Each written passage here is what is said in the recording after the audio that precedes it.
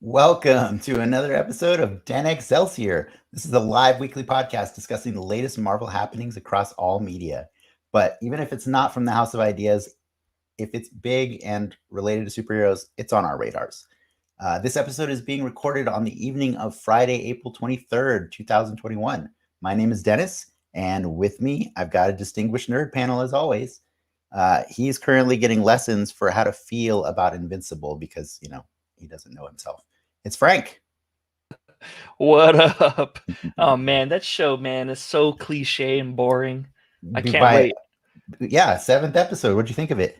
Oh, I haven't watched it yet. I've only watched the first one, and that twist was so cliche and boring that I won't watch the rest. I will get you to watch this show. I just need to find like some exploding genitalia or something. Yeah. If it had an exploding dick, I'm in. Yeah. So much for that algorithm. Bye, algorithm. All right. He apparently took a bad fall on his one wheel this week, but he still is powering through it, and he's here today. Or it wasn't a bad fall. It's Gizmo Duck. It's Gizmo Duck. No, it's Ricky. Heyo. Where did you hurt yourself? Show me on the doll. On the butt. I would show you, but that's for the Patreon only stream. So gotcha. All right. But you're okay now? I'm okay. All right. Okay. Well, then that wasn't a very fun story, Ricky. I mean, people saw me fall. That was kind of cool for them. Is it on the internet? Can I watch it? Look up Latino man falls in Long Beach, and you should be able to find something. Gotcha. Let's see what we have. Okay. Don't do that. Frank will do that. But as always, we do have a special guest to join us in all our shenanigans this week. He is a long-running friend of Frank and I, and the editor behind the popular God of War blooper video, Midgard Mishaps. Welcome, Trailer Tim. Hello. How's it going? Welcome. It's great now that you're here. Super happy to be here.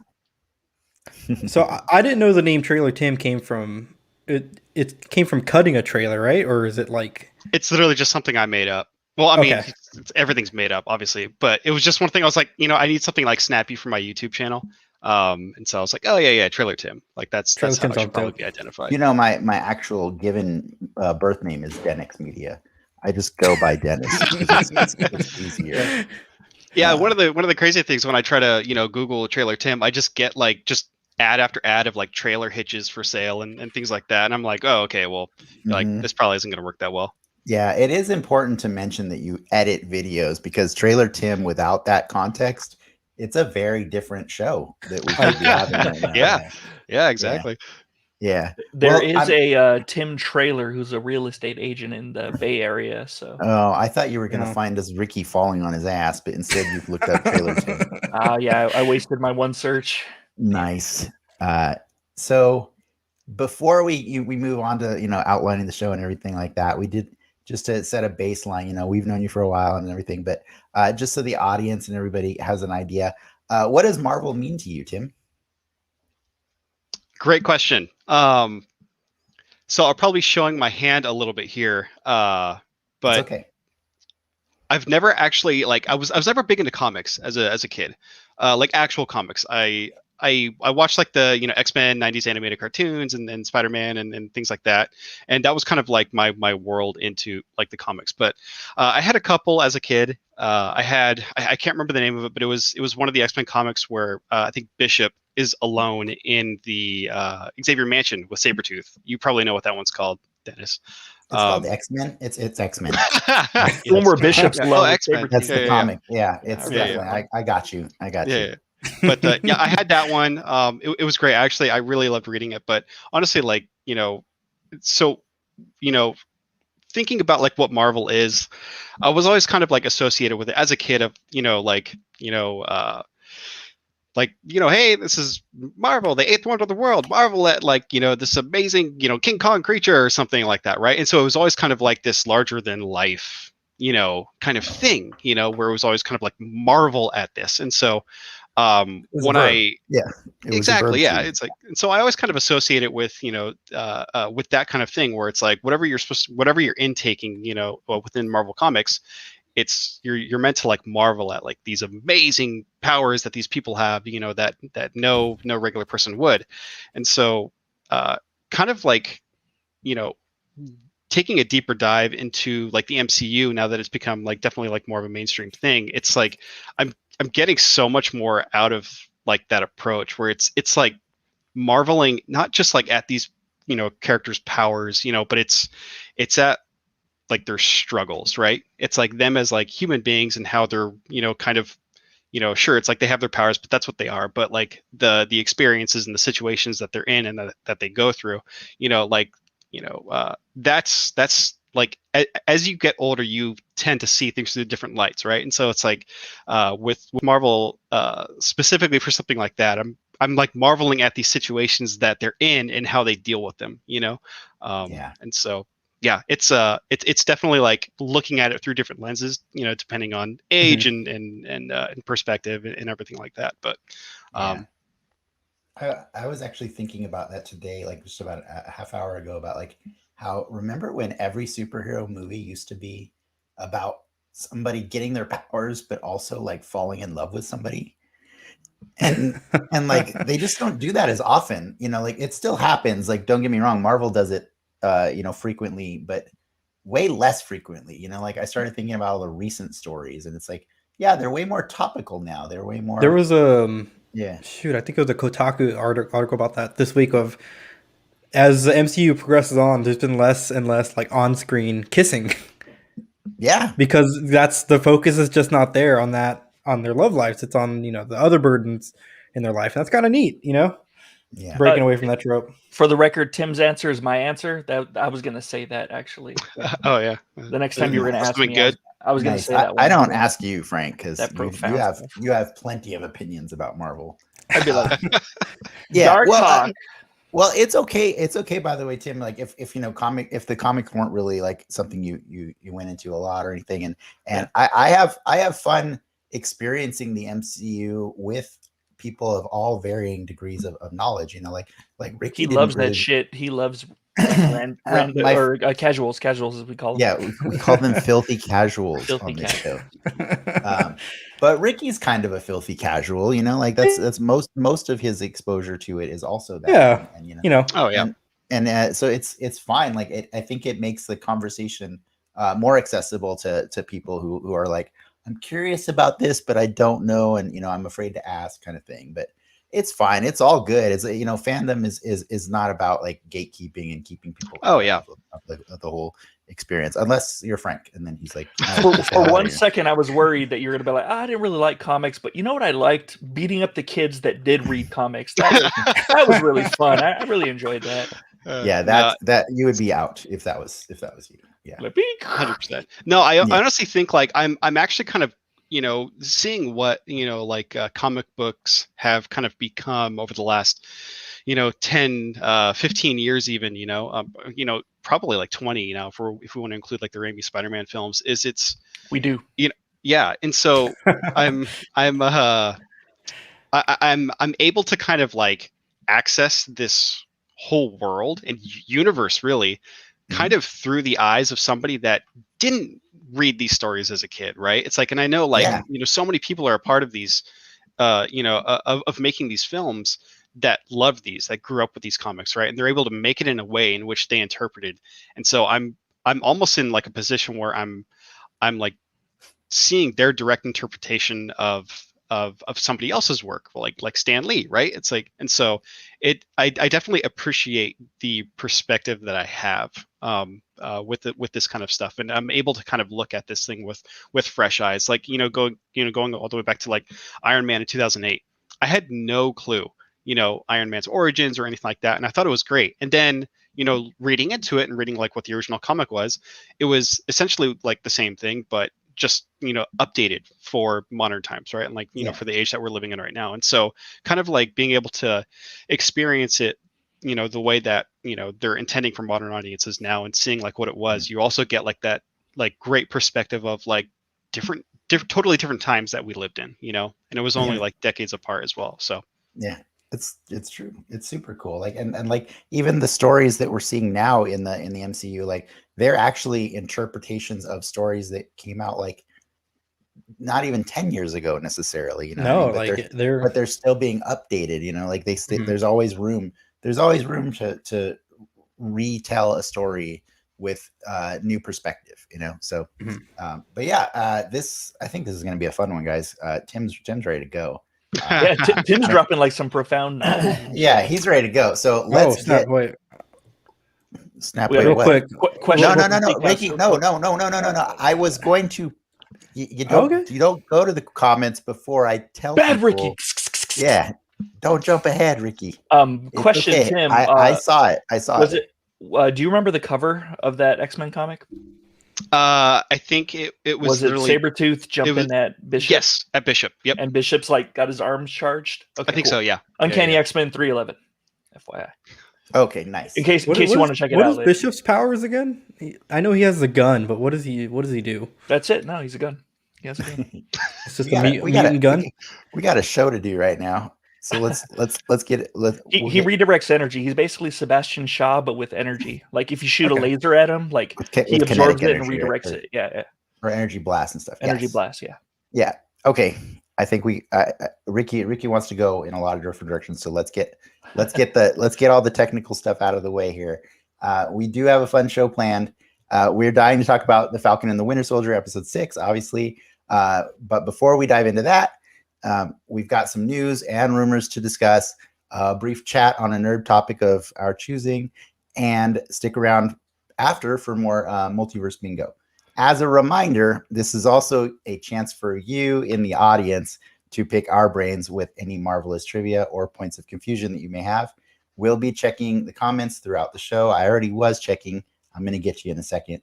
And for those that can't get enough of us, you can visit patreon.com/DenXmedia immediately after this broadcast ends for our live post show, The Soapbox, where we wind down and talk about the stuff we didn't get to in the first 1.5 hours. With that, Ricky, we do have a comment that was a question directed straight to Tim, and I would love to share that with Tim now. But first, a word from our sponsor, NordVPN. Oh, God. NordVPN. Are you tired of the flag smashers smashing up the GRC building? No. I think I said that wrong. Let's give Tim, Sea Cow Soda. She goes by many names, but I think you may know her as Lindsay. She asked what your favorite MCU trailer is, if any. Oh man, it's a good question. Yeah, I would probably have to say Guardians of the Galaxy, like the first one, the Uga Chaka. That was something that was like, one. Yeah, that's a good one. It was so unique. It didn't open with the New York skyline, which was great. Yes, and so it was great at like kind of teasing this brand new, because you also have to remember, up until that point, there was really nothing in the MCU like Guardians of the Galaxy, right? No, kind of like their first like big major foray into kind of like the really crazy stuff. And so it was a great teaser of just like these characters, also, like, and the whole intro of just like them at the lineup and things like that. It was great. It was like the perfect approach to that kind of property, I think. Like that was a lot of people's first time seeing Chris Pratt skinny and buff. Yeah. It's like, what? A lot going on in that trailer. Very, very true. What's the worst trailer? If you could recut one MCU Marvel trailer. Yeah, MCU trailer. Oh, MCU. Oh my gosh. Does the Iron Fist count? Recut the show? Yeah, that'd be great. Yeah. I would just recut the trailer with a different Iron Fist in it. Yeah, that'd be cool. Yeah, I don't know. My mind is kind of I would probably have to say the ones that I don't remember, the ones that don't stick with you, And I think for stuff like that, I think it's probably like the one that I literally just can't remember for the life of me is Thor 2, Thor: The Dark World. And so like normally it's like it's like obviously it's like with trailers you have like those the ones that like stick with you, like Alien or the Terminator 2 teaser and things like that. It's like the ones like the really good ones. But then Child's Play. yeah. And so They don't do teasers like that anymore. Remember those? Like, oh no, yeah, I have so many opinions on those like special teasers that they film just for just for the sake of like showing a trailer, like Back to the Future, where Marty drives up in the DeLorean, he's out in the desert, and he shows his sunglasses and things like that. They don't have those like that special footage for teasers anymore. Yeah. It's pretty rare when they do. But it's pretty hilarious when you like try and watch like on Amazon, you try and watch a movie, like an old movie, and you go to see the trailer, and they don't have a trailer. Maybe because they lost that whatever that was that you're talking about. So they just play like a straight up random scene. Like it's way too long. Yep. Yeah. Actually, Disney Plus does that too. And it's almost completely out of context. Yeah, go watch the trailers for the Mighty Ducks. They're super weird. They're just like it's like way out of context. What's your favorite MCU trailers, guys? Oh shit! Guardians is a good one. I like the Guardians, but I'm partial to Civil War, the second one. Whatever Tim said. Whatever Tim said is my ad. I was gonna say that. Like whichever one is the one where we first officially got Spider-Man on screen with everybody. That was the Super Bowl spot for Civil War. That was amazing to me, and I watched that trailer too many times. That was definitely a great one. Yeah. Actually, I'm really liking the Shang-Chi trailer. Like that one's pretty damn good. It hits all the beats. It has Jackson Wong playing the music. I like the Ant-Man ones stick out with me because they have interesting musical choices. Like those are pretty good. I can't remember the song. It's like Ants. The song title or name has ants in it in the first trailer for Ant-Man and the Wasp or something like that. Yeah. I think I know what you're getting at. It has that guitar hook. Yeah. Yeah, I can't remember. I don't know. Is it Ants in My Eyes Johnson? No, it's not that. Okay, all right. No, there was one that you bring up Ant-Man that I almost feel like I want to redact my Guardians of the Galaxy one. Oh, the slapping? The slapping one. Oh, slapping's good. It's probably I wouldn't even call it a trailer, because it has no footage of the movie or anything like that. But it's literally just Paul Rudd and Michael Douglas like standing in front of the camera. And they start like slapping their legs and things like that. Oh, I remember that one. That one's good. It's great. Michael Douglas is going ants, and every time he says it, he shows like a picture of an ant, and that's it. And then it just goes Ant-Man. That's an amazing trailer. I forgot about that one. Yeah, it's so absurd, and you're just like, how much money did they just spend on this thing? But it sticks with you. One that sticks, not MCU, but have you guys ever seen the Batman Begins like ABC Family cut? When they were showing it on TV. Yes. And it's like a love story. It's like he fights for love. It's like he defends justice. It's like, what is going on here? The song from Ant-Man and the Wasp, it takes two to make a thing go wire. It takes two to make it out of sight. Well, maybe. I need to check back on this one. It takes ants to make a thing go wire. I think we're gonna go forever on this episode, guys. Okay, just talk about trailers. Let's rein this in. Look what you did, Sea Cow Soda. You asked Trailer Tim about trailers. Look what happened. No more trailer talk. Trailer Tim. That was too much. Okay, so I know Frank brought up a trailer that was very specific to the news this week. Let's talk all about that. No, Ricky, I think you got some news that relates to what Frank was bringing up earlier. Let's do it.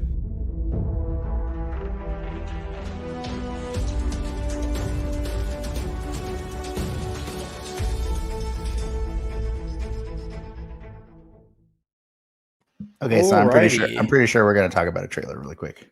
Yes. Even though I told Speaking of MCU trailers, we got a new one this week. What a hypocrite, Dennis. I know, right? I'm just going to cancel myself. Trailer Tim, tell us what you thought about that trailer because I loved it. ShangChi. I have no opinion. No, I'm just kidding. Okay, honestly, it's great. It's well paced. It's a fantastic teaser. Just the whole opening with him looking at that pole, and it's already has the mark of it, the mark in it, and you're kind of like, oh, okay, and he's like putting his fist on it and he's constantly hitting it, and then it's like with every hit it's doing somewhat of like a flashback to I could definitely edit this to be about something totally different. Yeah, but no, it was a great structure because it was telling a story, which is obviously it's like what trailers should be about. It's like it's trying to convey like a an abridged version of a 2.5 hour movie, but but it works so well as a teaser because it gives you glimpses into who this character is and what he was going through in his early life as to what he's going through, like hanging out with his friends and, going to clubs and things like that in his later life. And it's all with this kind of like undertone of mystery, right?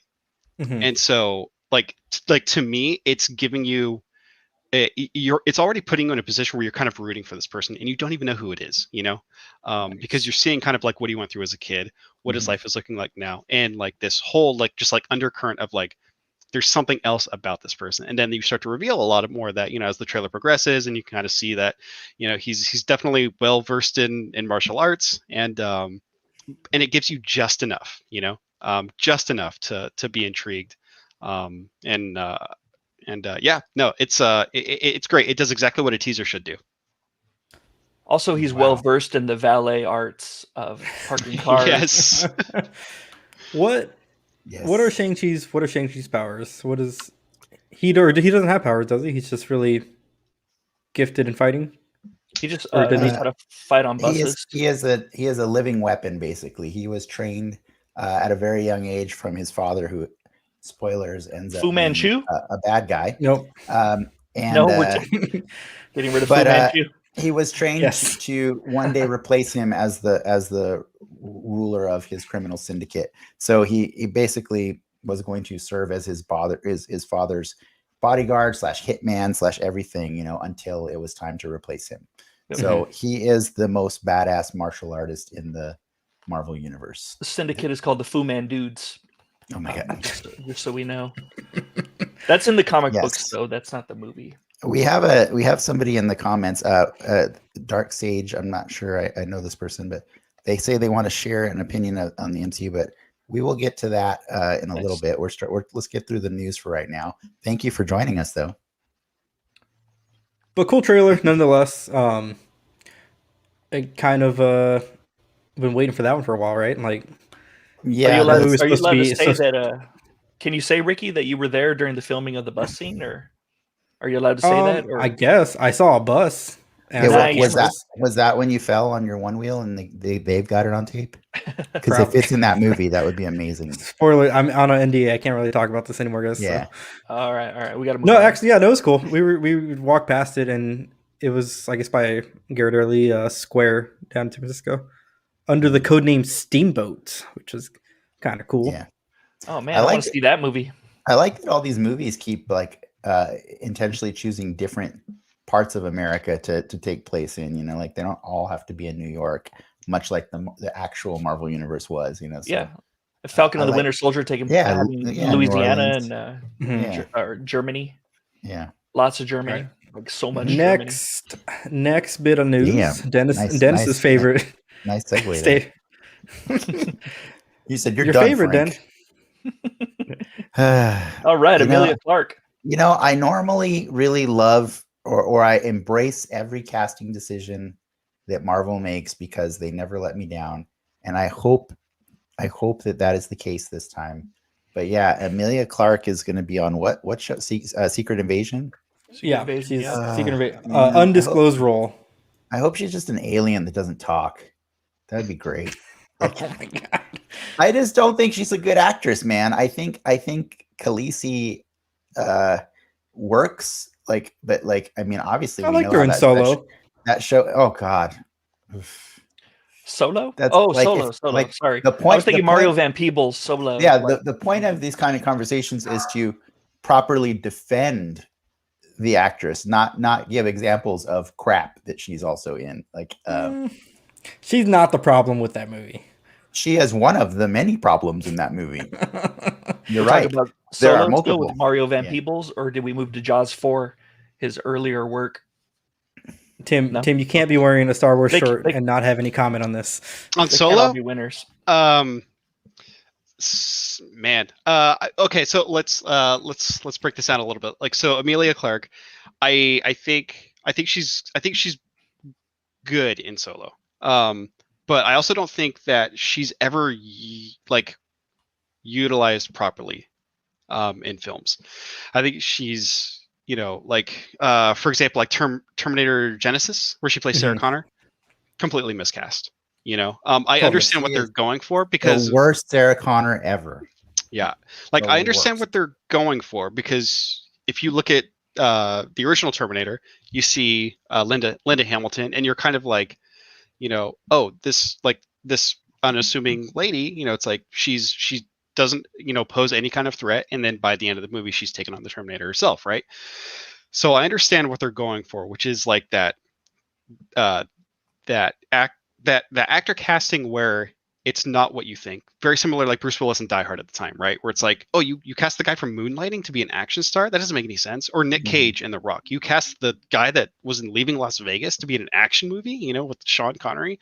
And it turns out like, oh, hey, that's actually a really good idea, because they're a great fit for the role. But I just don't think it works, very well with Emilia Clarke, unfortunately. I honestly think she's a really good actress. But I think she's also just miscast a lot, That's fair. Yeah, that's fair. So I'm hoping this is the time where she's not, and usually Marvel is pretty good about it. So I can't wait to see her play that mute alien. It's going to be great. Next up, a lot of movie stuff this week. Disney and Sony Pictures announced a multi-year streaming agreement. So this is kind of exciting stuff right here. Essentially, this is like a parlay on the deal Sony did with Netflix like 2 weeks ago. So in a short essence, I mean, Spider-Man's coming to Disney Plus in 2022. That's like enough said. That's perfect. Yeah. Hopefully Basically, after the return of Bernard from Spider-Man, the Raimi trilogy, Bernard Houseman, played by John Paxton. Oh, no? Are you talking about the butler? Yeah, the butler. Yeah, I want to see that guy come back. I think he's due if he's still alive. I noticed Coker just joined the chat, and Coke, I just wanted to point out you had stopped progress on the MCU watching the entire franchise because I pointed out that the Spider-Man movies are missing from Disney Plus. This is going to fix that. So there you go. That's for you. Yep. Unfortunately, that still means that the Incredible Hulk is still not going to be on Disney Plus because that is owned by Universal. You added on there on accident. Unfortunately. Well, I'm a completionist kind of person, you know what I mean? So it's not because it would be a big day for them that movie if and when they get all the movies back in that list, Well, by all the movies, you mean one more. There's literally just one more that they don't have. Yeah. So last one. I'm back, baby. That's what Coker just said right now. Nice. What else you got, Ricky? Because the chat's blowing up and I want to get to blowing up. All right, ESPN and Marvel team up for a NBA special. I am not qualified to speak on this at all. All right, so this news dropped today. Essentially, Marvel and ESPN are gonna present a game. Say the Pelicans versus the Warriors on May 3rd, and it's gonna have just Marvel overlays, and there's like a hero contest, and the players are gonna get points to see who's worthy enough to be an Avenger. I kind of dig it. It's like, it's a way to bring more people into basketball, essentially. And, whatever, if you, more Marvel. If it's synergy. Yeah. Yeah. We just don't know how well that word applies here. Right? Pretty good. I think we'll see. I always like the Warriors. Like, I think the gangs that they showed in that movie were really good. The Rogues being one of my favorites, and the Orphans, led by David Schwimmer. That's twice in the last 2 weeks. I think you brought up the Warriors. It's pretty interesting. They're never far from my heart. Nice. Okay. Nickelodeon did a similar thing for football last year. They made gangs? With a bunch of overlays. They made gangs too. They didn't tie it into like a property like Marvel or anything like that. They just their overlays were Nickelodeon themes, but yeah. Right, but they were just trying to educate younger audiences to get them indoctrinated into capitalism and all that stuff, It's true. It's okay. I mean, we're all guilty of it. We're all part of it. We're here talking about Marvel all day long.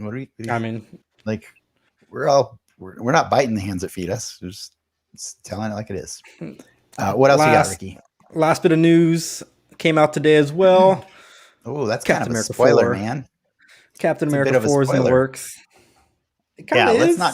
Let's not talk any more about that until we get to the thing later. I think it is excellent news, though. I am very excited by this news. But how about we shelve that one for a little later? Okay. Because I think that's just appropriate. And then for anybody that is curious about like all the merch and stuff, the reason that ShangChi trailer probably came out this week is all the merch for that movie is going to go out on Sunday. It's going to be the official street date. So I always feel weird about like the fact that merch for a property goes out way before people have had the chance to consume it. But if you guys know Shang-Chi and love that property, it's all going to be out there. I would love to see what kind of wacky things Marvel does, like beach towels and, they're like doing like gloves. these cardboard wood blocks that you chop in half. And there's it's like a loot crate. There's some random Shang-Chi toy inside. Mm-hmm. Kind of cool. Serious? I'm not kidding. Yeah, that's a toy. Okay, yeah. Gotcha. So we have it's gonna keep staying there until we talk about this. So I want to acknowledge our special commenter here that's very passionate about opinions in the MCU, and I just kind of want to see what you guys think about this, but I'm not going to put these up on the screen because this is really lengthy. But let me see if I can get to you, Dark Sage, right now because you've been blowing it up. Yeah. But you have some opinions about the MCU and the direction they should go moving forward, and let's see if we can talk. I feel if Marvel wants to do multiple characters in the future, like they did with WandaVision and Falcon and Winter Soldier, at the very least, they should have Spider-Man in there to help with the charisma and flair of all of the characters. He plays off everyone so well and just had that ability to make it work no matter who he teams up with. I do appreciate trying different characters together, but I just feel without Spider-Man in there, it lacks creativity. Should I keep going, or you guys want to chime in on this at this point? Should I? I think Spider-Man's a great character. I mean, if they were to add him in, he would bounce off everyone really well. I think. Was that a pun intended? Does he bounce? Is Spider-Man? Is he a bouncer? He's kind of bounce. That would be if I said Batroc the Leaper, that guy bounces off everyone pretty well. That's fair. But Spider-Man, he kind of the way he talks to people and the way he reacts to certain situations, like Spider-Man costs a lot more money than the Leaper, though. No. I'm just saying, like Spider-Man fits. Like he could fight Galactus with the Fantastic Four, and also take down some hoods with Luke Cage. So he fits in like in a multitude of situations. So I do agree with what Sage is saying, Dark Sage is saying, but I think he is, like you said, he's a little expensive. Yeah, I think there's more to it than him just being expensive too. I think it's like what we were talking about, both seasons, WandaVision and this. Like, you have to be mindful of the properties and making sure that the character in focus is not getting overshadowed by the guests that appear. Do you know what I mean? Yeah. So you don't ever like Zemo. I think we just yeah, you're not wrong, Frank. You're not wrong. The Luke Mando, right? Like, yeah, I think Luke Mando. Oh, okay. I think Luke Skywalker on Mandalorian was the biggest mistake they ever made on that show. I think it could have been done in a better way, but the way they did it was purely just to satisfy fans that wanted to see Luke Skywalker on screen.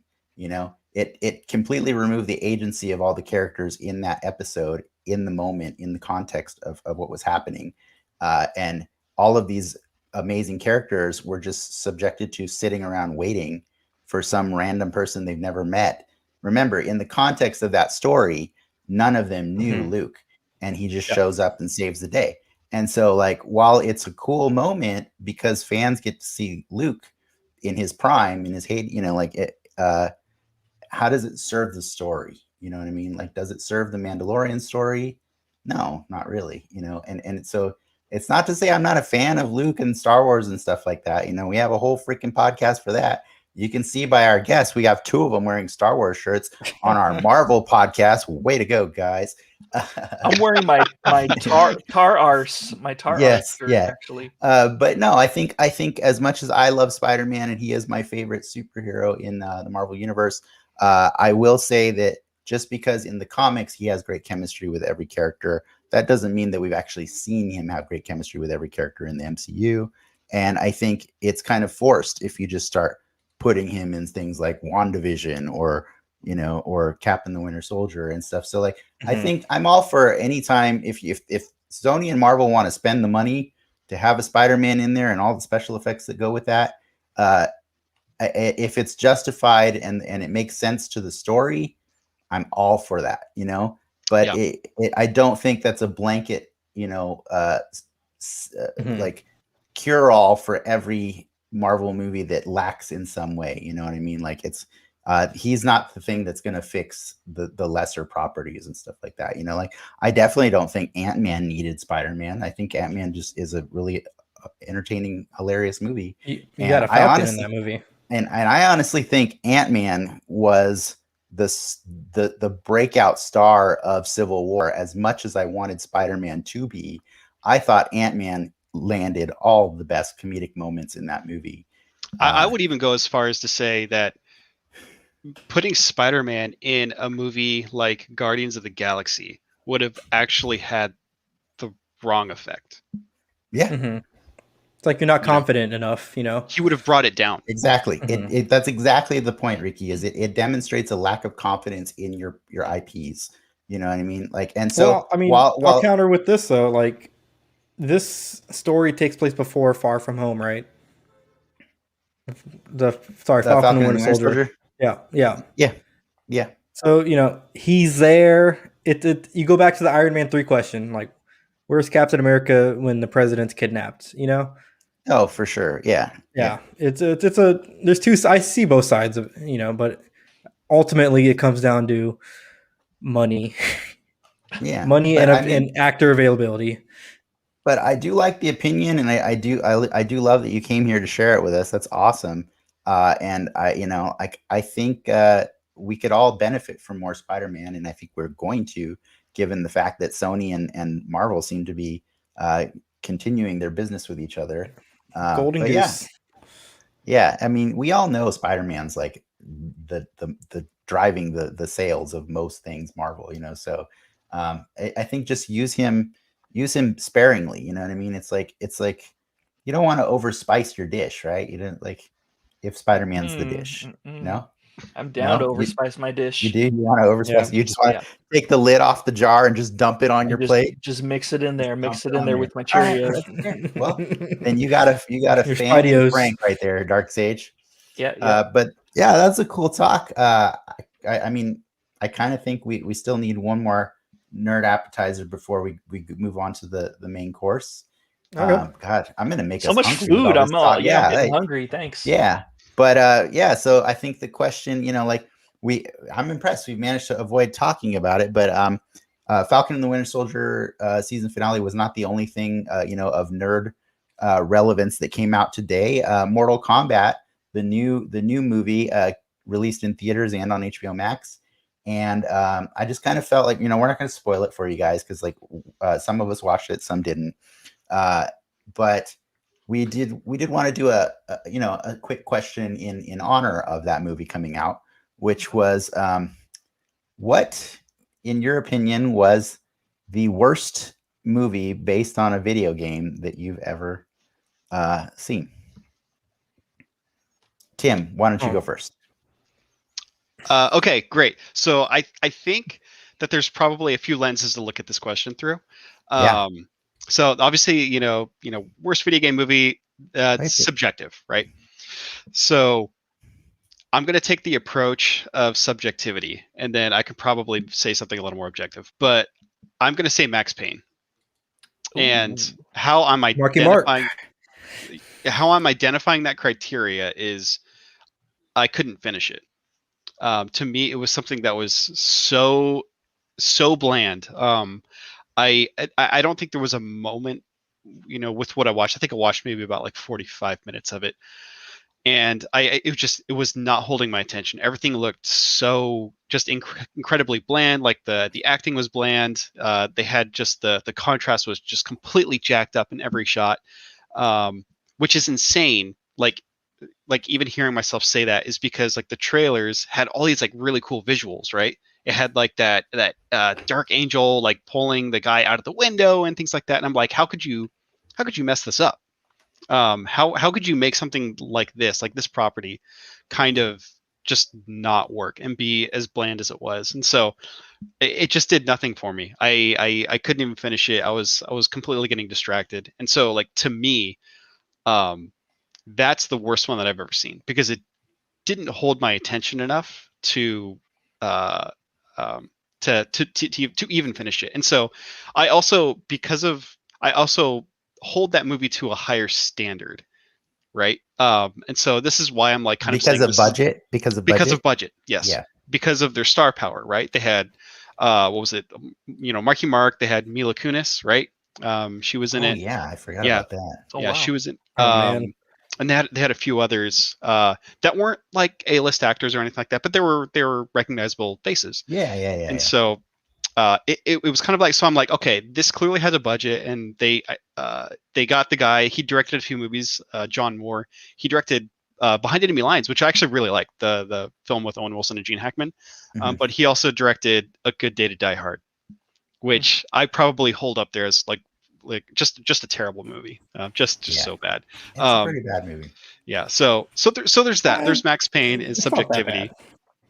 So what's funny? Okay, Ricky's gonna say it's not that bad about a lot of things that we pick. He's got a very different bar for. That was what A Good Day to Die Hard, one of the first movies I ever saw by myself.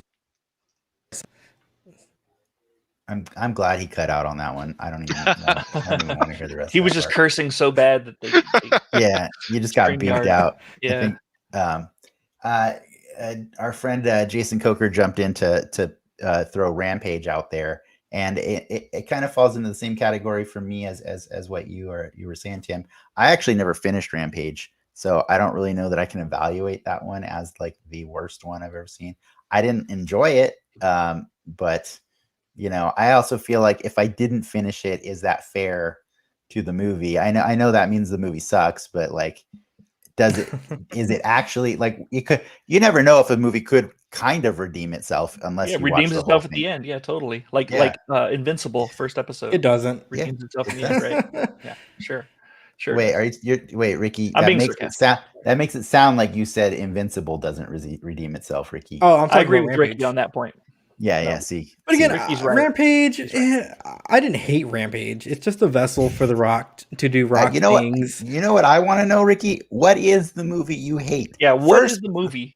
First, let's start with a video game movie, but then I just want to know if you even have a movie that you hate. He's going to be Sonic the Hedgehog. Prince of Persia was pretty bad. Oh man, I enjoyed that one. What about Prince of Persia upset you? It's just the cheese of it all. And like the whitewashing of it all. Yeah. So I'm in a weird place because you guys are going with big budget, and that's pretty interesting, because on one side I do get offended a lot by when an expensive movie is bad, right? Especially like I got super mad at like Batman versus Superman because it was expensive and it shouldn't have been as bad as what but like that's wasting your money. Yeah. But I also have this problem where like when you have like an IP that's based on a property that's popular and it doesn't get the appropriate budget, so like that's why I was bringing up like those Uwe Boll I forgot they were Uwe Bolls, but Alone in the Dark, man, and like House of the Dead, and like there's so many bad In the Name of the King, low budget movies that are based on video games that just are awful to watch. And then like the one that I recently watched was like Mortal Kombat Annihilation. Oh my God, man. I don't know. Like, I feel like I force myself to watch that one once every 10 years. And like, dude, they're wearing like spandex and plastic foam pads. And like, they're like some of the characters look like they're straight out of like an 80s like aerobics jam. Like, isn't that accurate to the mocap they did for the dude, it's accurate to the game that came out, you know, like but the game was low budget, you know what I mean? Like that's like it's not the fact that the first Mortal Kombat movie had a higher budget and like they interpreted the looks in ways that made sense. And then Annihilation's like, we ain't got that kind of money, dude. Like, and these dumb kids will watch anything. And there's no good reason that a movie doesn't have that kind of money. You know what I mean? Given how successful the original was. So, but yeah, I still, as much as I want to hate that one, like, I think the ones that I can't even remember that I watched, like Alone in the Dark and House of the Dead, I can't remember a thing about them. And I know I've seen those movies.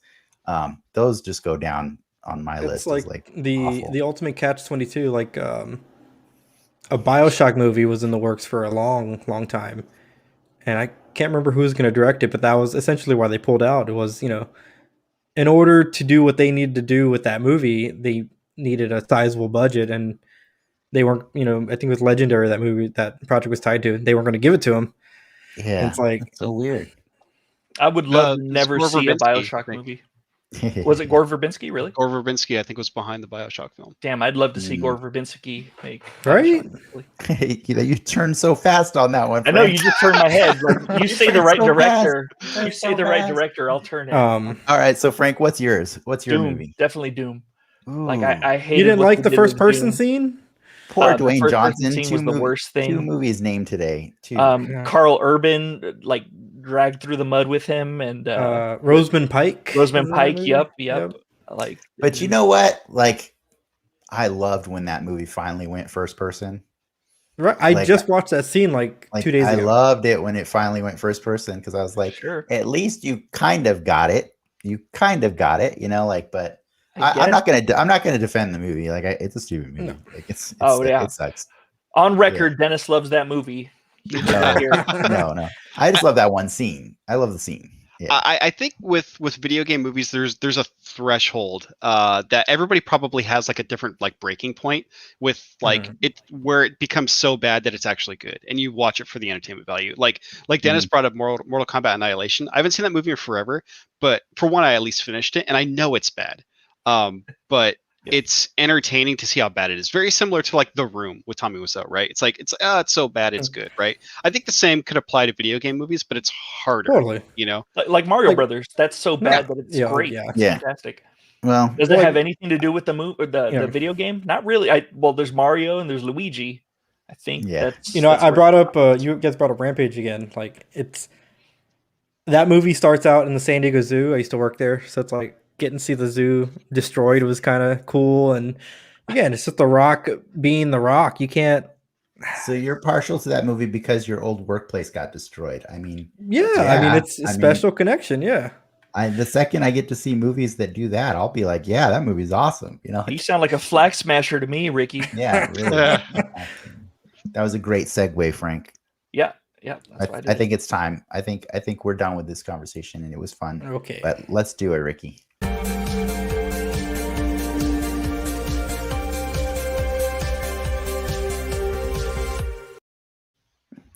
All right. We have waited long enough. It's time to put a spotlight on Falcon and the Winter Soldier, episode 6. It's the season finale.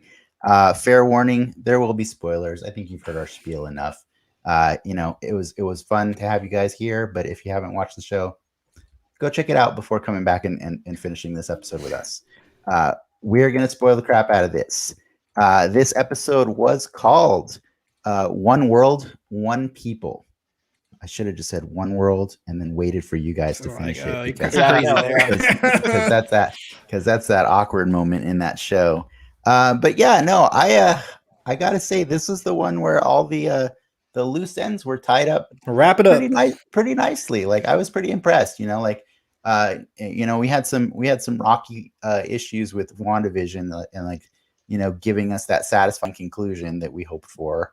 And I don't know. I kind of want to know, Frank, first, were you satisfied by the conclusion of the story? Yeah, WandaVision gave us Mephisto and that No. big battle. That was really good.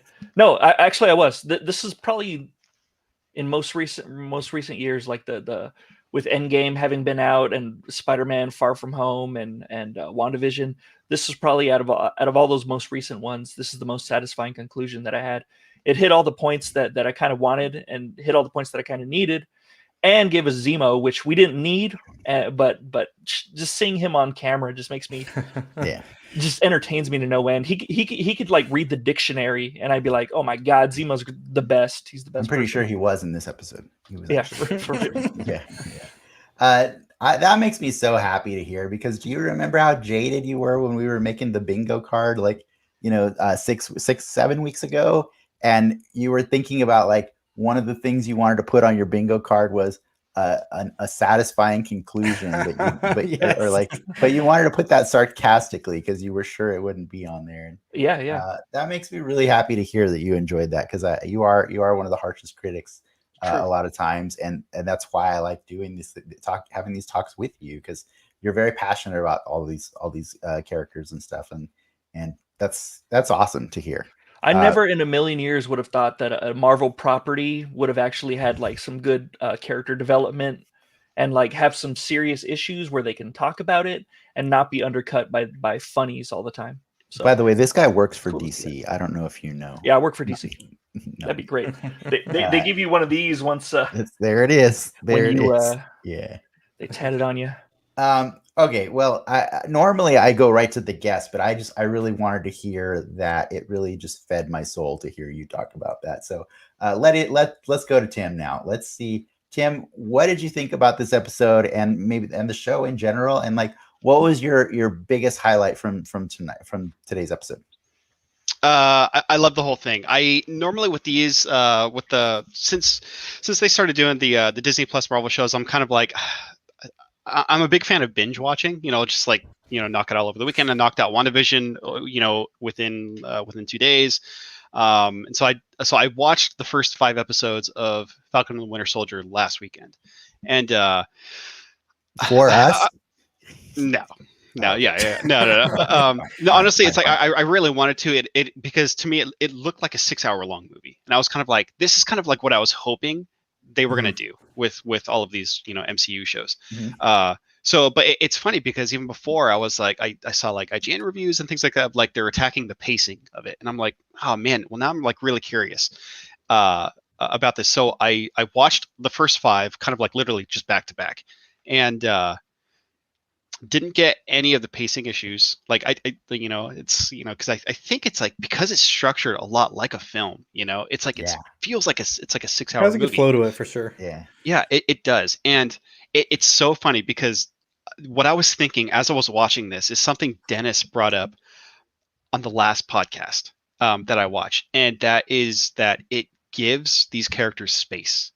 I remember watching Endgame, and there's that scene where Steve and Tony go back into that military base, and Steve is in Peggy's office, and she doesn't realize it yet, or she doesn't realize it, right? Because she's on the other side of the window, and the camera just holds on Steve, and nothing happens. Nobody's even talking, and the music's just playing, and you really get like this feeling that Steve is just like, I'm so done with this. After all of this, I just want to have a life, and I was blown away that Endgame actually took that time. It was only like 10 seconds, but I was like, oh my gosh, they literally just let that moment breathe. They weren't rushing to the next scene or to the next explosion or something like that. Yeah.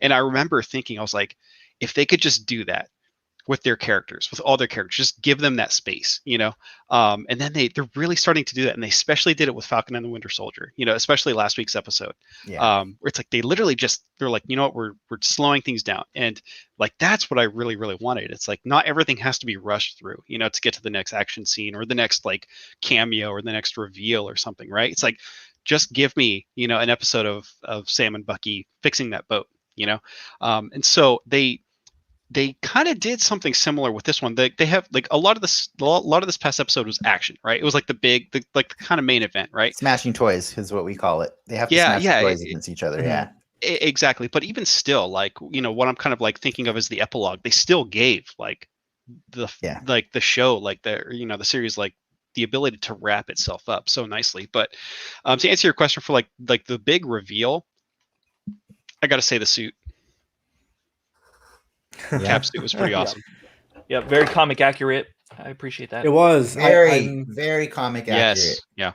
I was quite surprised how comic accurate that suit was. Look at that. Why don't you zoom in? You know, I liked how accurate it was. That's amazing. I'm happy that we got it. And for his next outing, maybe lose the hood stuff or the stuff on the side of his face. Look kind of weird with his ears. Comic accurate. Get out of here, Ricky. Get out of here, Ricky. Get out of Ricky. Looks a little weird. Not gonna lie. Well, it doesn't look weird because for him because he's got the goggles, right? Because he has to have the goggles. Like the goggles are for the crazy flights. So while I totally actually do agree with you that look where you have the mask without the hair covered is really weird and usually very 90s. I think this is like the only superhero suit that I think it really works for. Because he's got to have those goggles on there, you know what I mean? Like the problem is when he's flying, he's gonna get bugs in his hair. Like I guess Cyclops too. Yeah, he's gonna get bugs. He's gonna get. You're not wrong. You're not wrong. Poop. If he's flying, I'm hoping he's flying above the seagulls to New York from Louisiana. It's gonna get chilly up there. It's gonna get chilly. Yeah. He should at least get some earmuffs or something. I think the episode's lighting didn't do that suit justice. Oh yeah, I would like to see most of it. I think eventually, like when he got down to the ground and talking to the GRC, I think that's when it finally was lit correctly. But I fully agree with you. I was watching like all these scenes, and I'm like, hey man, his red, white, and blue suit is blue, blue, and blue. Like it was just like it was really annoying to like or red, purple, and purple. Yeah, or just red, red, and red or something. Yeah, like it was just they kept teasing it. Yeah, Frank makes a great point because they do the suit reveal when he flies through the window, but then they immediately go into the next action scene where everything's lit in red. Red, yeah, and then, all red. And then the scene after that is lit in blue. Like it's just blue. Like maybe that was their goal. Maybe it was like red, white, and blue lighting, and we just missed that. And then and we're the dicks. You know what I mean? Like we're the assholes. They're like, you didn't get what we were trying to do. You didn't get it. Oh man, I did like when he flew down like a freaking archangel, like Cain and Abel, like holding Carly's body. Yeah. That's such a great shot. That was like Arkham City. Arkham City, yes, that's right. When Batman's holding the Joker, his love. But I fully agree with Tim, mostly because he fully agreed with me. But the episode, like we predicted last week that, just like, the season finale of WandaVision would have to be the smashing toys together. This one would be that too. But surprisingly, I would say only like half of this episode was smashing toys. And then if you want to call that an epilogue, it was a damn long epilogue. Like it was, there was a lot. There was a lot to wrap up. When that thing ended.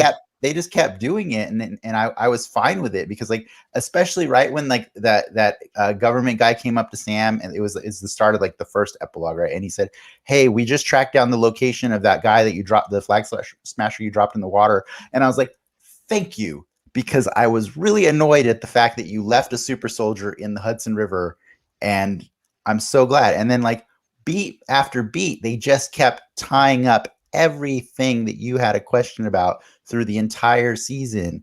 And surprisingly, they even checked back in on Isaiah and Zemo, which we didn't think, we thought they were done. We thought they were done. They were out. Yeah. They even tied up WandaVision. They had Mephisto show up, and he was all like, "Oh, good thing Agatha did my bidding." It was really cool. Damn it, Frank. God damn it. They even tied up the Warriors. They even had a couple extra gangs show up. He's running wild. I can't control him. Tim, do something. I get a nickel when I say Mephisto, so I have to say it a lot. Oh yeah. Do you? We should have just put Mephisto across the board on your bingo cards. Well, he's got a square. I don't know why the hell I picked that square. I'm an idiot. Yes. My charity's gonna be pissed at me. Tim, what was something else that you really loved about this one? We'll get to. Oh man, I've got to say, let's talk about John Walker a little bit. I honestly, like his character arc, I think is far from over. But can we give you a little gift before you continue this? Oh yeah. I may have put together something fun just to highlight, because he was probably one of our favorite points of discussion this entire season. And so I've put together a little package reel of all of our wonderful guests that joined us this season and what they had to say about John Walker. Oh, awesome. John Walker sucks. I would have to agree with that. Is historically speaking, is U.S. Agent to Captain America what War Machine is to Iron Man? No, not really at all. I feel like Bucky. Like, I love all of his reactions to everything that's happening. Like, he sees the Captain America on the TV and he's like, what the hell is this guy? Like, that's exactly like how I was feeling when I saw the John Walker Captain America. My own personal theory on him is that he's on something. I don't know, maybe I'm wrong, but I guess we'll see. To what you were saying, he had like the meat sweats or something. I gotta tell you, man, I knew something's been off with this guy since day one. And man, what a douchebag. I was watching it with some of my kids and they're like, who's this guy? He's horrible. Ew. Like, they would go, ew, every time he came on screen. How butthurt was he when he got whooped by Dora Milaje? Well, first of all, he didn't know. Wakanda's nothing to be fucked with. All right, come on, man. He didn't know. He got put in his place real quick when they showed up. He got some Ike Turner. He got slapped up big time. Have some cake. And he got really humbled. I can't really describe how some actors do this, but to become instantly punchable. Like, face, you know what I'm saying? Like, yeah, like it is so the face, and I don't know whether or not it's something they're doing, you know, because I looked up this actor, I forgot his name. Wyatt Russell. Yeah, well, you know, like he's Kurt and Goldie's son. Yeah, so he's cool. You know what I'm saying? But when the moment you lay eyes on him, you go, God, I want to punch his face. So now we're gonna lovely. We're gonna put a supercut of that supercut, and then Tim's thoughts on. Now Tim, you can shit all over John Walker, and then we'll add that to the video. There's a space for you at the end there, Tim. It's so hilarious seeing that supercut of everybody saying they hate him so much, because that's exactly what they're going for with that character, right? It's like, yes. It's not my Cap, you know. And so, Wyatt Russell, like, I've seen him in Overlord, I've seen him in Goon, Last of the Enforcers, and I've seen him in 22 Jump Street. That's right. Great actor. Goon, huh? He's great in Goon. Yeah, he's great in Goon. Like, he's a phenomenal actor. And so as soon as I heard that they were casting him for this, I actually didn't know who John Walker was, and so I was like, okay, I'm going to do a little bit of research, you know, on him, and I was like, okay, so I kind of knew what I was getting into with this character before I even saw the show. So I was like, all right, he's supposed to be just kind of an asshole, right? And I think he pulled it off flawlessly. It's like you really kind of love to hate this guy. He never crossed any lines either, so he was just kind of on that borderline of just being a mean, you know, guy. You know? He's a stand-up They could guy. have easily gone like the uber patriot route with this character. Just so you know, the sarcasm's not going to play in the supercut. Okay, that's fine. So I was hoping to make the supercut. Damn it! Yeah, you've already made it several times. So I think like they were never like too heavy-handed with it, aside from like the scene that kind of shocked everybody, right? With the shield and stuff. But they made one. When he made it, okay. You know, when I don't know, they're saying he decapitated that flag smasher, but I don't think they ever show us. I don't think he like. I think it's implied, right? But he did something bad. You know, he did bad killing. He did murder. So obviously, it's like you're meant to like have a very narrow-minded opinion on this guy, because he's not really giving you a whole lot of benefit of the doubt, right? So it makes his that moment. You know, this is I love this so much with characters where, you know, very similar to like Jack Sparrow. You know, where it's like they have that moment where it's like, are you going to be an asshole, or are you actually going to do the right thing? You know, and so. Like very much like Jack Sparrow, I think it's in Pirates 2 when he's about to go save his own skin while the Kraken is like destroying like the Black Pearl, and he's like, okay, what do I do? Do I go help all these people, or do I save my own skin? And he makes the you know, selfless choice. It's like Amber Heard. Like, is she going to be an asshole, or is she going to take a finger? Now that one's going to get us canceled for sure. No. You never know. You never know. With Oh man. Yeah. But But I got All right. I got 4 notes from last week's episode that actually seemed like they were written for this week's episode. So note 1, John Walker's shield, lol. Like that was last week's episode. So last week's episode I also wrote, I really don't want Walker to be the big bad, but he had a more fleshed out role than Carly. And then but this is last week. This is Nostradamus. And then lots of character development, Sam's growth in the Cap, speech, shield training. Glad to see him train up. That was last week. I came up with that. But because he had a speech last week too. Like, he's been expounding dialogue as Cap and been doing it well. And then my last one is Madam Hydra showing up and acting all weird and shit. Because she does, we're 2 for 2 watching her act all weird and shit. I love Oh it. yeah. But yeah, like with John Walker, like the selfless choice that he makes, it's all the more sweet, right? You know, because you've seen the past 5 episodes, he's been that guy that you love to hate, you know. So like that little mini redemption arc, like I said, his character development is far from over, but like that mini redemption arc was very, very satisfying. Just to give Coker a chance, because he was on our first episode of the season of Falcon and the Winter Soldier, so he didn't know anything about him. So here's his chance at redemption for adding some hate to the supercut. Coker said, "Great casting. John Walker has a very unlikable face and demeanor. I was unfamiliar with the character when they introduced him, and I immediately got bag of douche vibe that proved to be legit." Bag of douche. Bag of douche. No, I actually was interested because bag of douche. Got it. Yeah, I was pretty surprised that they even tried to do a redemption for him. I don't think it was a whole redemption. I think it was enough. I will say I had some mixed understanding of, the first time I watched the episode, I watched it twice. The first time around when I'll call him Cap. I'm not going to call him Falcon anymore. He's Cap. Call him Cap. When Cap let Bucky know as a heads up, hey, I called in some backup. And then a little while later, Walker shows up. I processed it to mean that he called Walker, and that made me feel weird because I'm like, I don't know.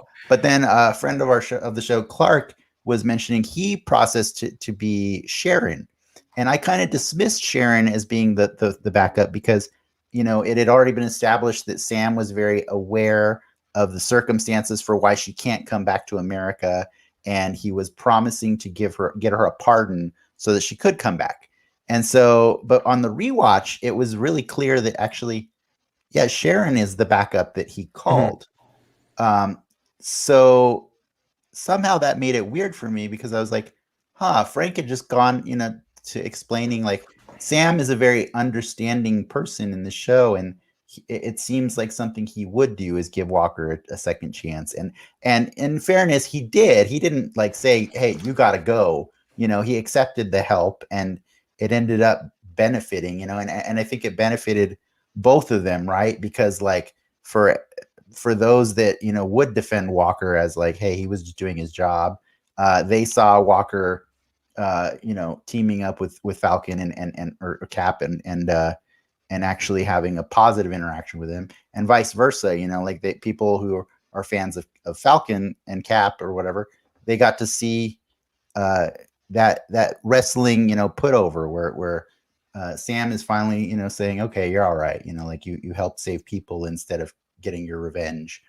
But I don't know. Do you guys think he was redeemed fully in that episode, or?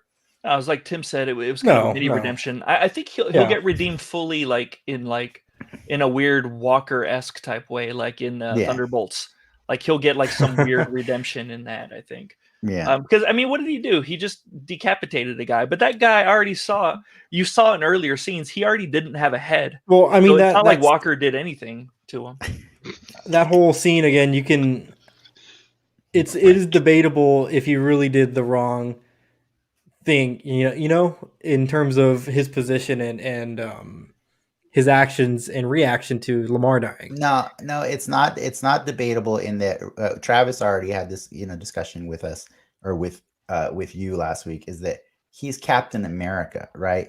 It's not what a soldier would do. It's what would Captain America do, right? But we're talking John Walker though. No, but he doesn't get to be John Walker anymore. Mm-hmm. He has to be Captain America, and that's where he failed, right? He failed at being Captain America. Yes. I won't argue that he failed, or he didn't fail at being a soldier of, well, I guess he did in that there wasn't a war and he was deployed, and like he did what he did would be considered a war crime if there was a war.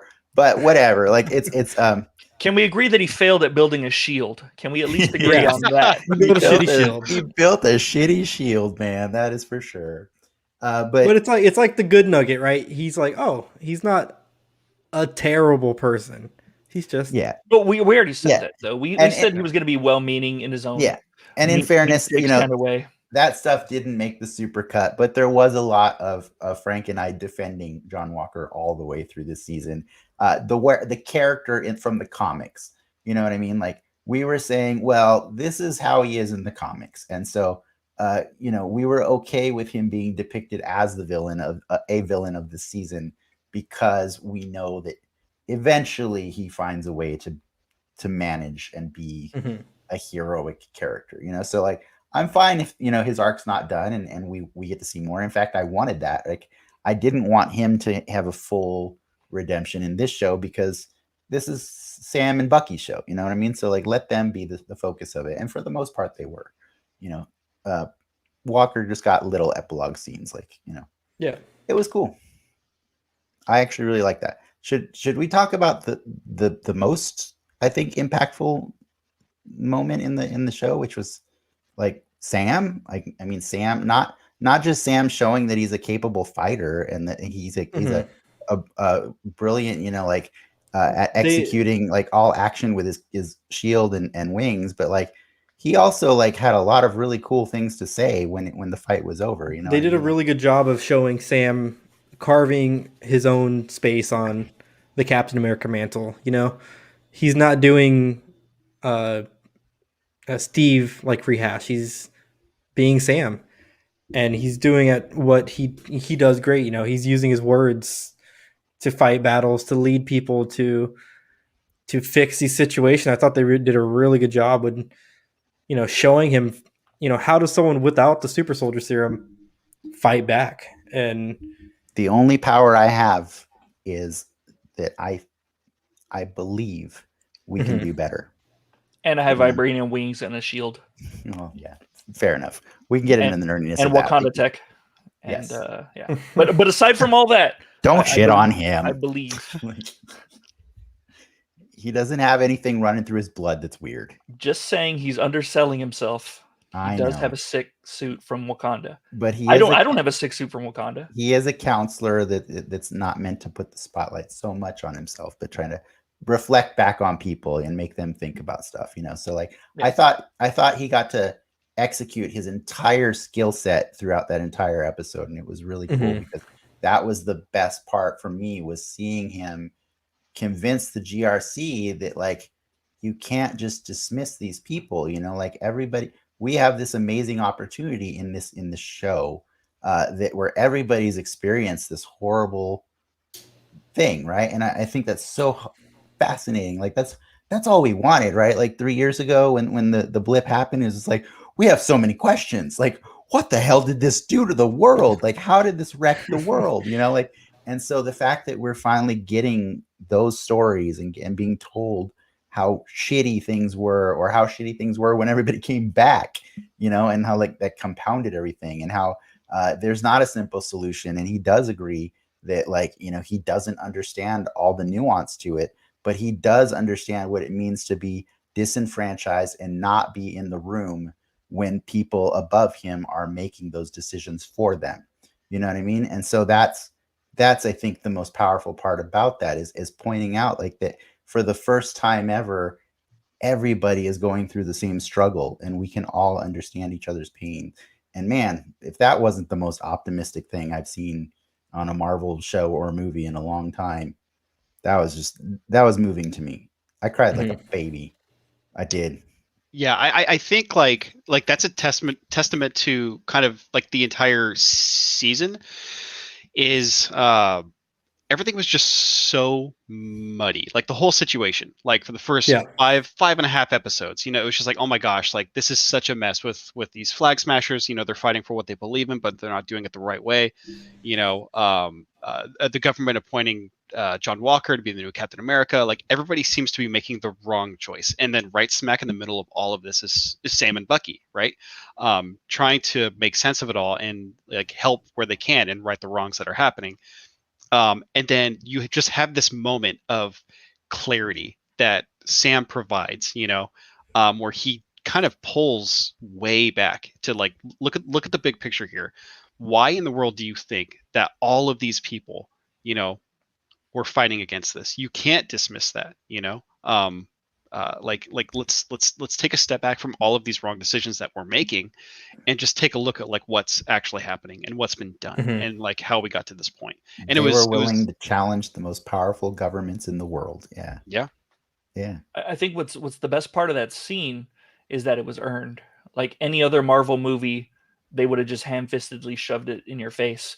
But we got 6 episodes altogether. I don't count this episode as that moment of growth because he was growing in the 5 episodes, and you saw the gradual growth. Like he came back from the blip. He's trying to get a bank loan that gets denied, even though he's got celebrity status. And you see him go through all the changes little by little, and you see him like the boat is what I use as my analogy for it, because at first they kind of didn't want it. They were going to sell it.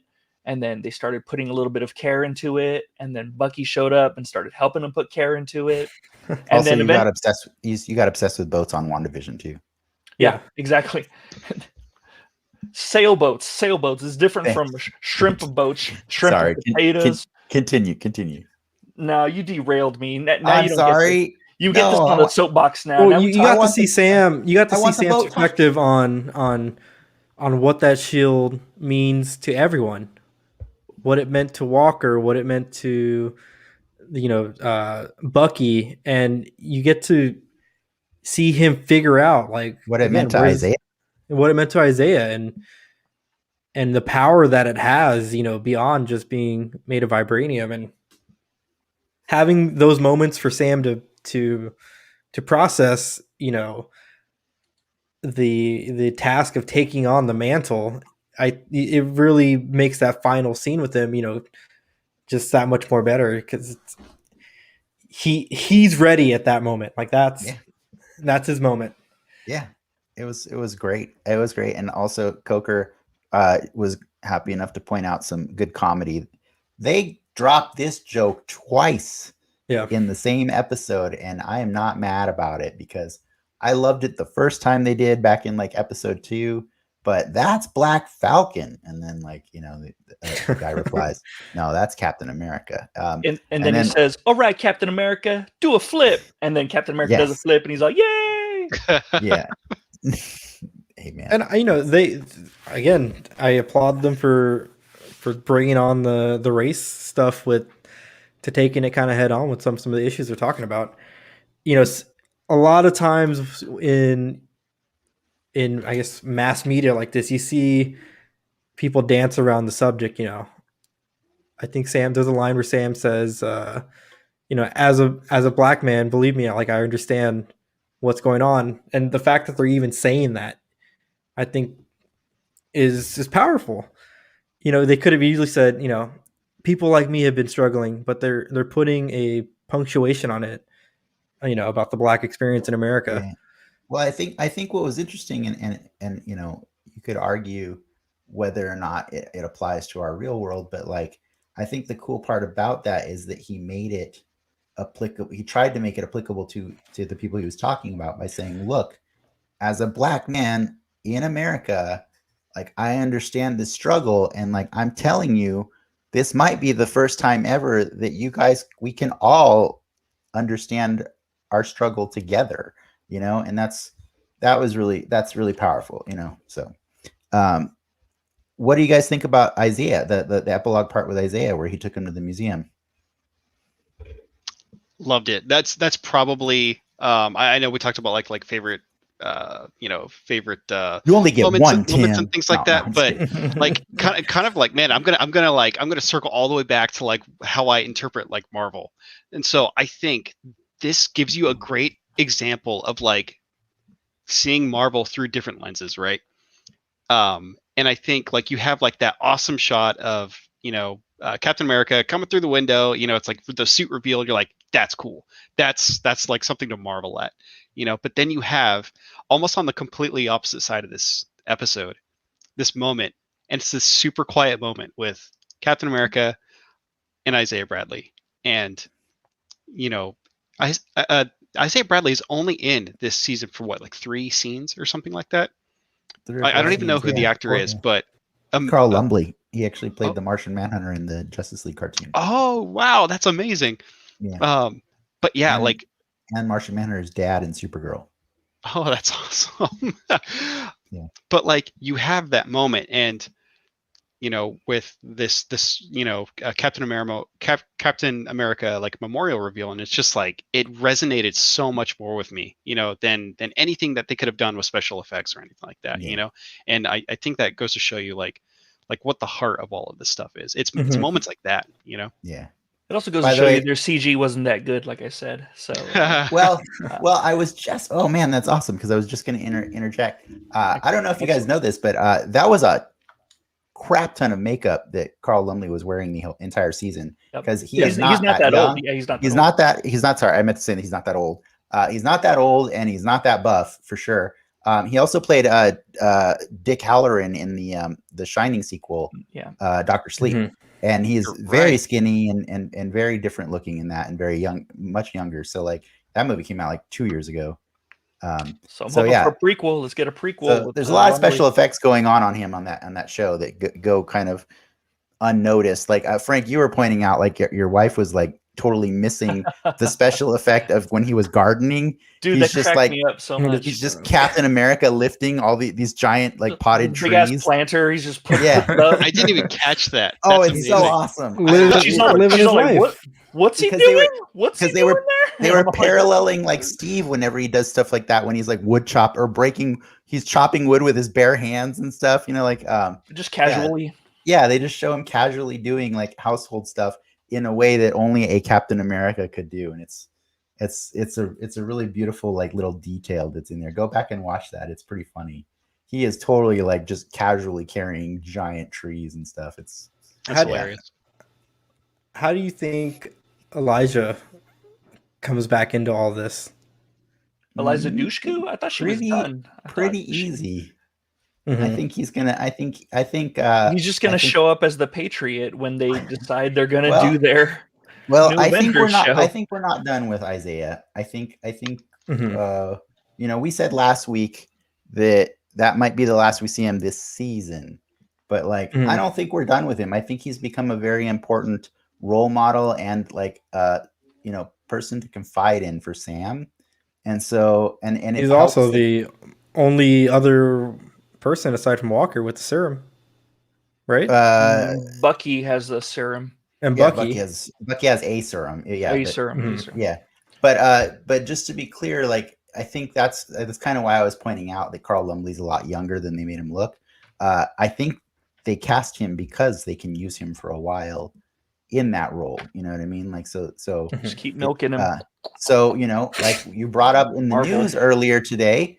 That Captain America 4 was announced today, and it will be with Anthony Mackie and most likely Sebastian Stan and the showrunners of Falcon and the Winter Soldier. Malcolm Spellman, is going to be developing. Yeah, and that's super exciting because like I kind of love to have this as like this awesome prologue to a possible another Captain America trilogy. You know what I mean? Like, I would love to see a whole other it's set also, of movies. I mean, you're giving Anthony Mackie his time to shine. Headlining a series is one thing, but getting your own Marvel movie is like a whole nother level. And they did promise that's what this would be. Those Netflix people would agree with you. Like poor Charlie Cox. And also like if a movie for but yeah, everybody else is screwed. up until like the Disney Plus shows, like if it wasn't in the movies, I didn't care. Like I didn't care about any stuff that happened in Agents of Shield. So the moment we get a Black Captain America movie, you mean like the Darkhold and Madam Hydra both appearing in that show? Obviously, Marvel doesn't care about Agents of Shield either. Project Centipede, right? That was a super soldier program. You're thinking of the Human Centipede. The Human Centipede. That's a good one. Yeah, that's different. Yeah. That's Arnim Zola. Yeah, that's Human Centipede. I don't know. I mean, I think it's dope. We're gonna get a Captain America movie, a Black Captain America movie, just called Captain America, and that's gonna be the default for the next generation of people, you know? Yeah.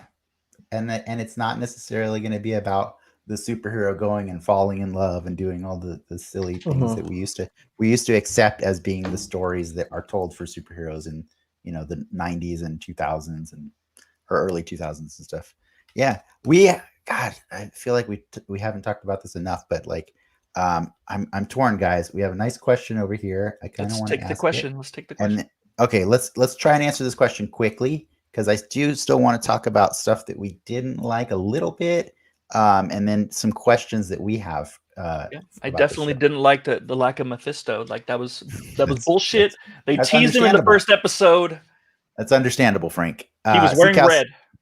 Cow Soda asked all four of us, which characters did we identify with the most in this series and why? Oh man. Everybody's stumped. Well, because I don't really identify with anybody. Like nobody fits my temperament or skill set, so I don't identify. I just enjoy a show about people that do things that I don't do, and that's great. I liked Joaquin Phoenix. Yep. No, not Phoenix. He was a good actor as the Joker, aka Torres. I identified with his complexion, and I identified with his desire to help the bigger people. He's a good person, you know. He was just a good person all the way through from the very beginning. Like, and I really liked that character, and I just felt like Sharon. And wouldn't it be cool to be a Joaquin, to be like in that close circle and just be able to help, but not also be in like the direct line of danger unless you're an idiot and you go and fight a flag smasher. He did one. He was told not to. He was told. Guy in the chair. I know. He was the guy in the chair. I identified with him. I did. I liked him. Hey, I gave an answer. You guys didn't. Yeah, he wasn't a guy in a chair. I don't think he only sat down. I saw him sitting in a chair at the end of that episode. No, he was leaning over. Oh, you're right. Yeah. God, let me have this, Frank. Jeez. Don't touch it. Definitely Red Wing. Red Wing is the character I identify with. A little murderous robot that. So you identify with being a tool? Yeah, a bloodlusty tool. That's what I am for sure. Tim, give us a better answer. No, to be honest, okay. I identify with John Walker because a lot of the times I'm well-meaning, but I feel like people interpret what I say as complete shit, and then I end up looking like a total asshole. And I know what that's like. I know what that's like to be well-meaning on the inside, but the things I do on the outside come off as really shitty, like decapitating someone on a. But you know what, Frank? The fact that you have that level of self-awareness makes you so much better than John Walker, because you know that you're a John Walker, and that accident actually makes you better than a John Walker, because he doesn't even know. I also say I'm a Theon Greyjoy too, but with the dick. That's fair. Yeah, with the dick. Classy. With the dick. Tim, who do you identify with? I think it's great that this question's so difficult, because that shows that like at least for me that I can identify with at least a little bit of something in all of these characters, except for maybe Sharon Carter.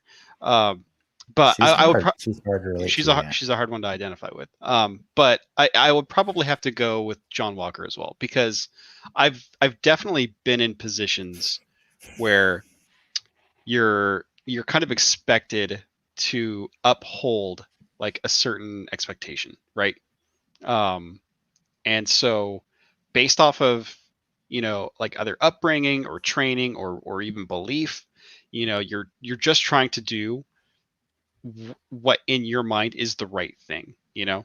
And so, everybody reacts to stress and pressure differently. And that's one of the things I think was so great about John Walker is you could see at times, especially when he's in like hearings and things like that, that it's like, this guy looks stressed out right now. It's like he's really trying to find like the right thing to say, and he can't do it because you could tell all he wants to do is tell these guys to F off, right? And because that's all he knows, Like the whole second episode, Sam and Bucky are like a total dick to him. Like, yeah, he comes off as a tool, but he's not doing anything wrong. He's trying to extend the olive branch in his own way, right? Yeah. Yeah, and so just sucks. Yeah, exactly. Like, so I don't identify with John Walker in terms of like, him being a dick, but I definitely identify with, his struggle where he's trying to meet certain expectations and uphold this image that he probably himself doesn't even fully believe in, because he doesn't understand it. Yeah. That's a good answer. Yeah. It was the wrong answer. You were supposed to say Bucky, because Bucky is also trying to find the right thing to do, but he's not a dick. Okay, but no, it's pretty good answer. I like that. Ricky, did you have one? Oh man, I mean, I was gonna say Bucky, but I like how you really get into the mental side of what he's thinking, like what. I don't say past trauma because it sounds like I had got crazy abused as a child. Show us on the doll, Ricky. Ricky had to kill people as the Winter Soldier. You get to see someone coming out of a very stressful time of their life and how they navigate that and how they find their own happiness, their own peace, inner peace. Yeah. I like this Breakfast Club moment we're having. Ding, it's It's the last episode of the season for Falcon and the Winter Soldier. So I'm really happy to be sharing stuff like this. Coker did want to jump in with one great answer. He says he identified with Lamar because I'm married, which means I also have an experience with a woman coming along and unapologetically taking my soul. She was pretty unapologetic about it. Yes. That guy didn't even matter. She even said that, and then that was the best triggered moment for John Walker. He's like, "Are you saying Lamar's life didn't matter?" And then I was like, "Oh no, you said the wrong." Out of all the things you could have said, you picked the wrong choice in a BioWare game, and now you're done for. You're gonna get the game over screen. But I am happy that he didn't get his revenge on her, and that I was a little mixed feelings about the fact that it was, Sharon that did that. And we could talk a little about the things that we didn't like. Overall, for me, I kind of felt like Sharon just ugh. That was weird. I get that we're supposed to not understand her experience yet. I get that that's a story to be told more in depth later, but what we have right now, it needs a lot of context provided for us to understand, because her motives were definitely pretty muddy. Totally, yeah. Because why would you lead someone to your golden goose? In when she led them to the Ralph Nagel, Dr. Nagel, and all of her actions leading up were just super odd. Yeah, and now I'm beginning to because I had to rewatch all of our podcasts to come up with a supercut, and I did want to go back and say, Ricky, you believed that Sharon was the one that murdered Selby? Selby. Yeah, I think that was the name in Madripoor. I think you're right now. It doesn't make sense what she was doing, but I think she murdered Selby and then murdered the people that came after Sam and Bucky because they blamed them for killing Selby. And it's an all weird thing. But it also gets weird because Zemo said he knew the power broker, right? Yeah. Was Zemo in on this now too? No, but it's like when you play Among Us and you just want to do a chaos vote and then just get someone vent someone out the airlock. I feel like she was just doing an Among Us move. That was excellent. But Zemo did say that he knew the power broker, so maybe she's like the heir to the power broker legacy. She's the Dread Pirate power broker. And it could be a Dread Pirate Roberts situation for sure from Princess Bride. Yeah. It could be. Mm-hmm. Yeah. And then the other one that kind of weirded me out is like I really saw a lot of potential in Carly at the beginning of the show. I thought she was going to be like the next Eric Killmonger, but maybe not die. But she ended up kind of like she's just like Eric Killmonger. I said to you guys, I thought it was really funny, like how way to not read the room when you say one world and the rest of your team does not say one people. Like, this chick's crazy. Maybe they don't want to die for your cause. Okay. Like maybe they just want to go home and have a cheeseburger, like don't peer pressure people into a suicide cult. That's not cool, man. It's weird that they actually kind of like they dropped that breadcrumb, because normally in those types of situations, it's like you expect something to happen as a result of that, right? It's like they laid the groundwork for like, my mind's going to the yes, exactly. Like my mind's going to The Rock, with Ed Harrison. Oh my gosh, I can't remember his name, but it was like his partner, where they're having this argument about what exactly they should do, and he's like, "You're bluffing," and Ed Harris he's like, it's like, I'm not bluffing yet, and eventually like it turns out to like this massive standoff, because like it's like that argument is like a breadcrumb that like everything's kind of falling apart.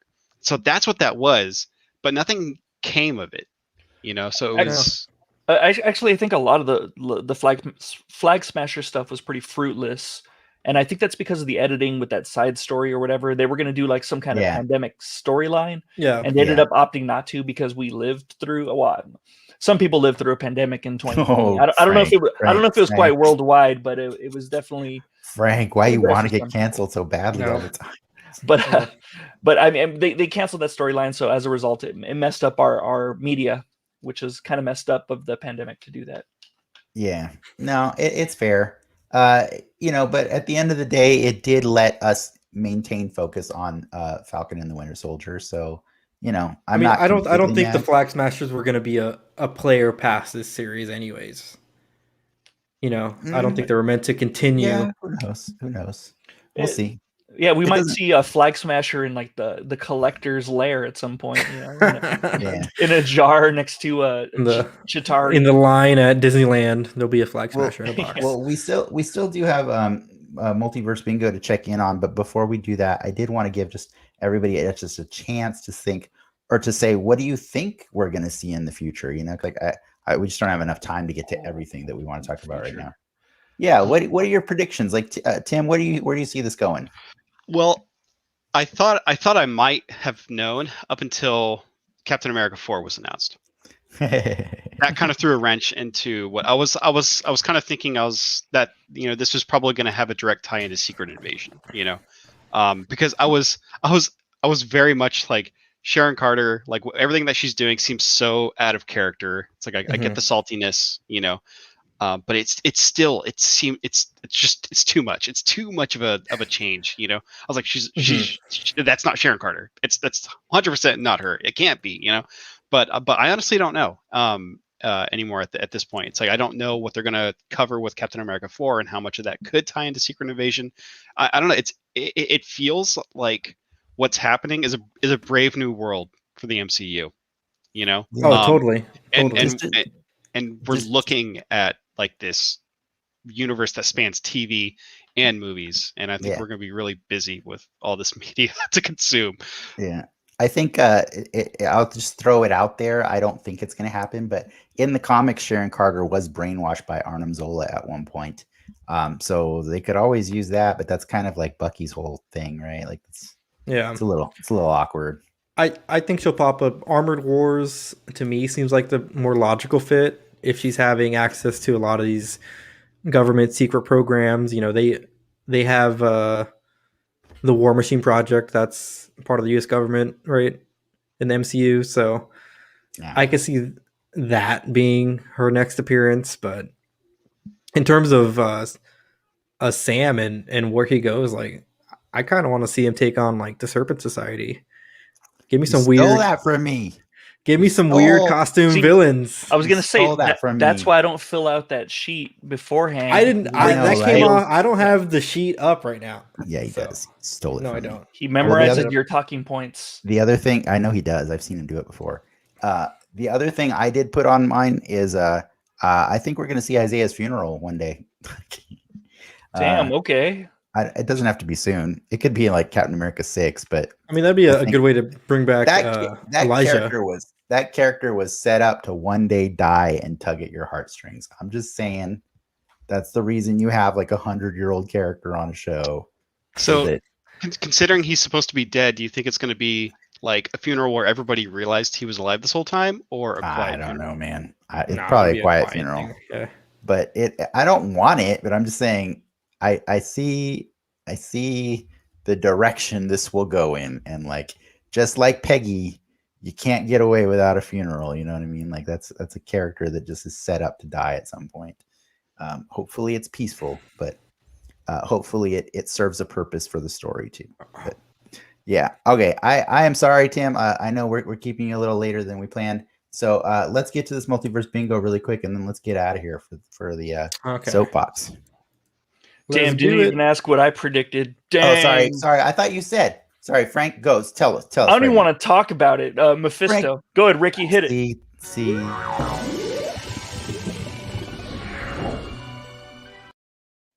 You lost your chance. I just assumed you said Mephisto all the time. Yeah.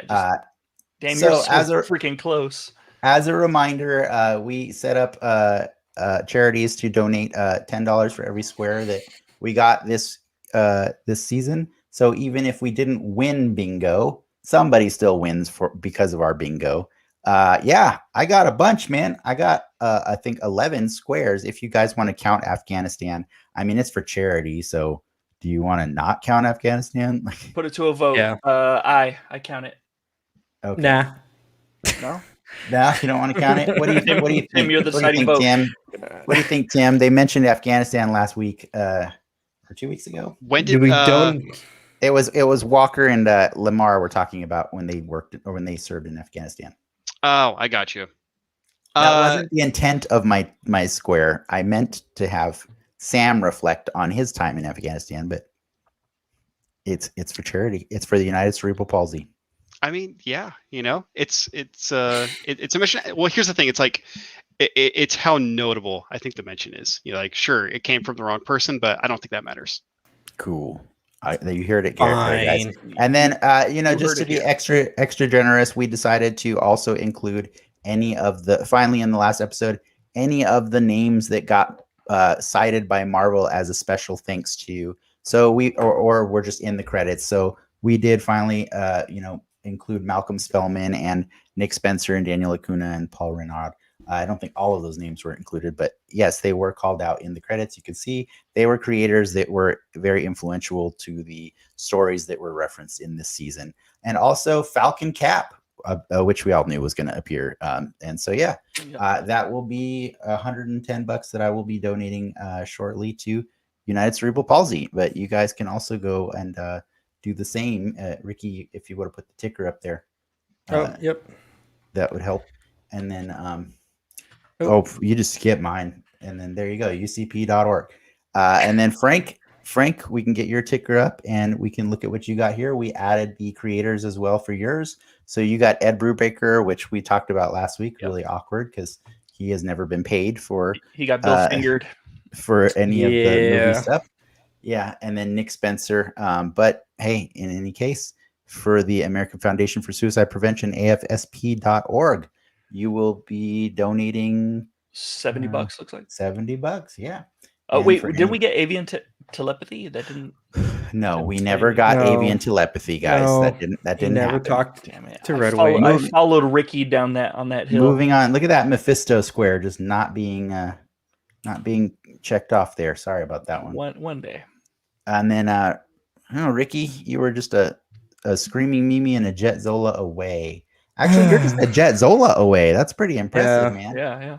That was pretty close. Got it. I didn't realize that. Yeah, you got 1, 2, 3, 4, 5, 6, 7, 8. $80 going to Big Brothers, Big Sisters of San Diego County.